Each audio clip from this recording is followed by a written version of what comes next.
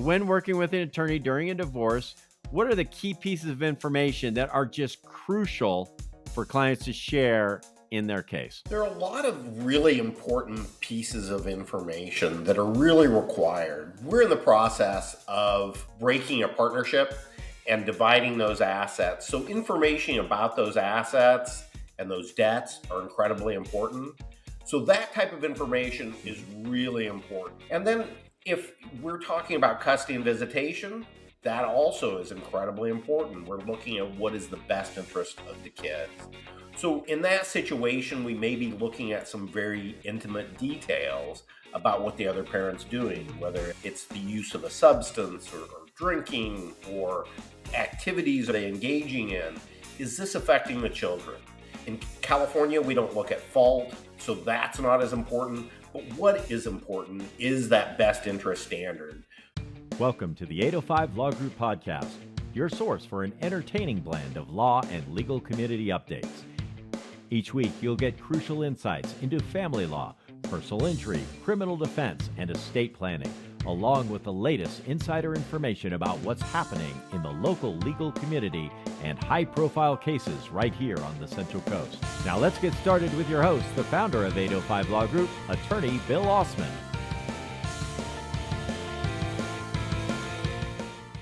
Welcome to the 805 Law Group Podcast. We're your hosts. I'm Dean Mignola. And I'm attorney Bill Ausman. Today, we're going to talk about what information you should share with your attorney and what maybe you should keep private from your friends and family when you're going through a divorce case.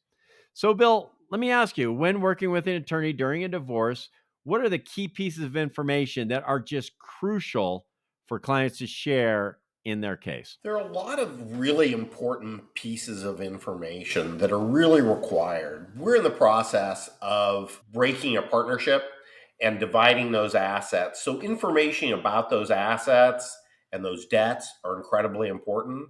So, that type of information is really important. And then, if we're talking about custody and visitation, that also is incredibly important. We're looking at what is the best interest of the kids. So, in that situation, we may be looking at some very intimate details about what the other parent's doing, whether it's the use of a substance or drinking or, what activities are they engaging in? Is this affecting the children? Is their behavior affecting the children? So, that type of information is really important. In California, we don't look at fault, so that's not as important. But what is important is that best interest standard. So, what is affecting the kids? How is that affecting them?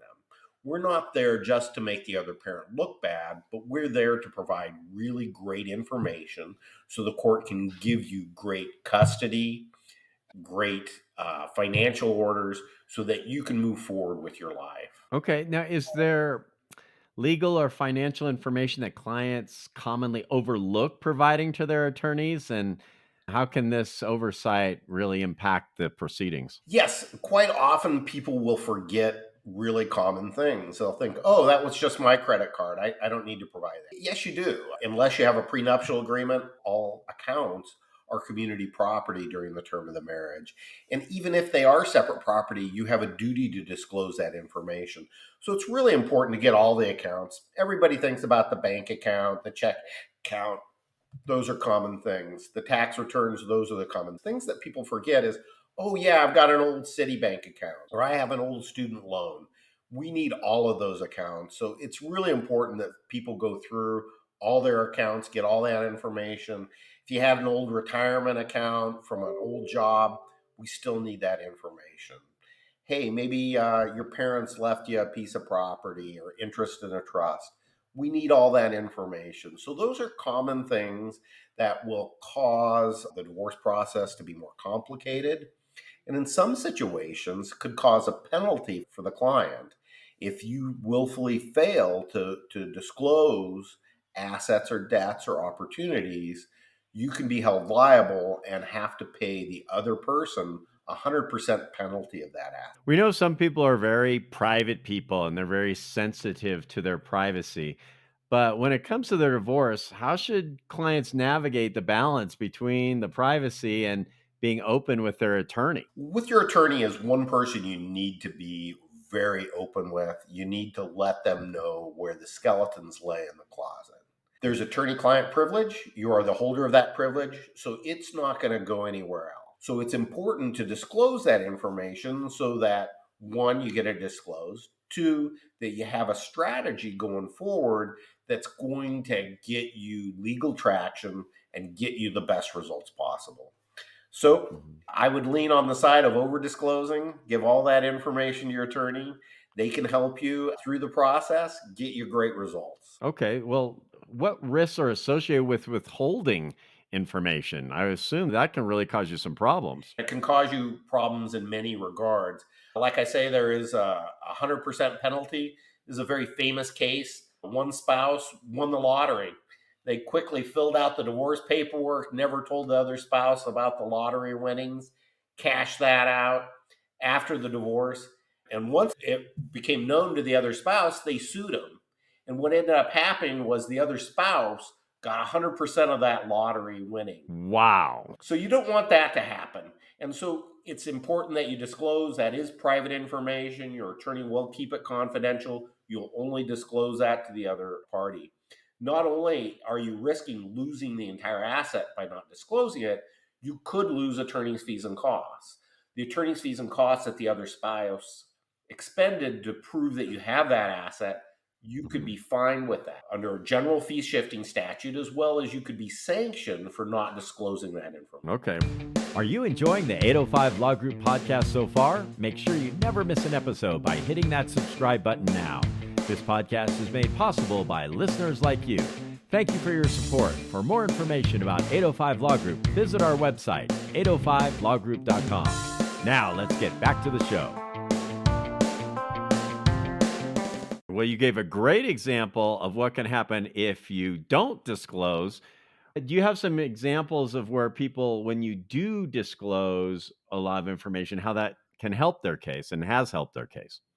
Absolutely. When you disclose, you need to go through your asset and debt declaration, disclose all the property, whether that's real estate, whether that's cars, whether that's RVs, whether it's CDs or checking accounts or savings accounts, credit cards, life insurance policies. You need to disclose all of that. And by disclosing all of that, one, you're ensuring that you're not going to get fined by the court. And two, you can start dictating the narrative around that and help put your legal team in a position that they're going to maximize your recovery. So let's move over from the attorney to friends and family. Okay.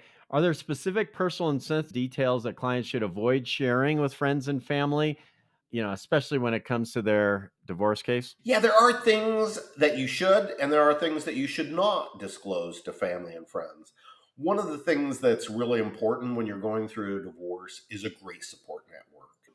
Talk to your family, talk to your friends, aunts, uncles, grandparents that you have good relationships with, that do with your kids. It's important to keep them involved in your lives. And so that's really important. It's important to have friends to talk about emotional things that you're going through. That's really important. As we've talked in other episodes, hey, if you can possibly get a therapist, it's really important. It's very helpful to have one. Those are great resources. Where you don't want to vent is you don't want to get on Instagram. You don't want to get on Facebook. You don't want to get on TikTok and talk about personal things. That's a big no. One of the things we see in court quite often is really negative posts that one of the parents has posted about the other. And this can really cause havoc. It can cause discord, and it can cause the court to find against you. So please keep it off social media because it's really important for your legal team to have a fair playing field for you and get you the best results possible. There's personal things, they should be shared with family and friends, perhaps a therapist, perhaps your attorney, but the world doesn't need to hear certain. Well, and I would think that you have to be careful about what you share with the spouse's friends and family. Sometimes people, even if they're having issues with the spouse, they may be close with the spouse's family, but I would think that could be a tightrope as well. Yes, it can. On one hand, it's important to have their support and to maintain those relationships, especially if you have kids, to maintain those open lines of communication. Hmm. But two, yeah, don't get into the details, who did what to whom. Don't talk about fault. California is a no fault divorce state. There's no reason to get into that stuff. Let people love them, you care about them, that they're going to continue to be an important part of your life. They're going to continue to be an important part of the kids' lives, but don't share the dirty details that are really private. That makes a lot of sense. You talked about social media and being careful on social media. Are there other specific activities that a person should stay away from when they're going through a divorce?